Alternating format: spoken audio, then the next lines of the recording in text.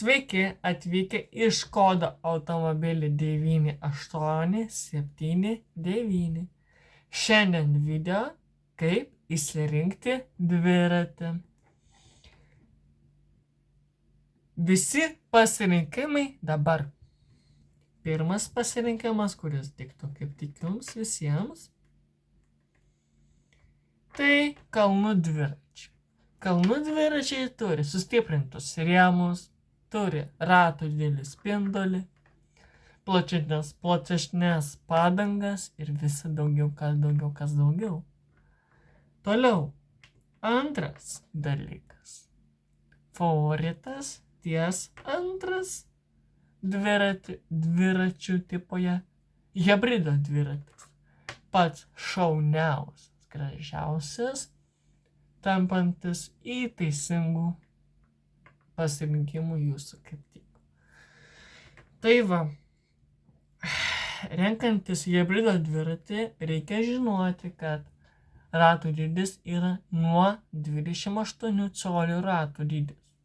Tai irgi tai. Ir dar vienas dalykas - sustiprinti visi rėmai. Taip. Toliau, trečias dalykas, jau trečiasis, prieš pat pabaigą, tai plentinis dviratis yra skirtas važinėti dideliu greičiu.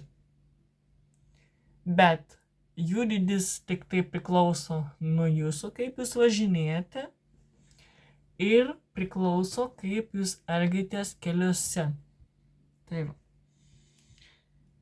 Taip, ketvirtas dalykas yra pats prieš pat geresnis, dar už kitus geresnis, ties miesto dviratis yra pats geriausias ir pats šauniausias. Bet pasakau, kad dviratį renkantis labai reikia atsižvelgti ir į kainas jų. Ir reklamuoju šitą dar vieną parduotuvę, kur galite įsigyti tuos dviračius bigo.lt. Tenais dviračių didelė paklausa ir galite juos įsigyti didžiausiam kainomis, kokius norite dviračius įsigyti. Galite tenais įsigyti ne tik kalnų dviračius, hibrido dviračius, miesto dviračius, plentinis ir keliautojų dviračius galite įsigyti. Tai va, kai tik reklamuojame bigo.lt šitą parduotuvę jums. Jeigu patiko šis video, užmetam like, subscribe. Iki sekančio video. Pasimatysim sekantį kartą. Visi ate.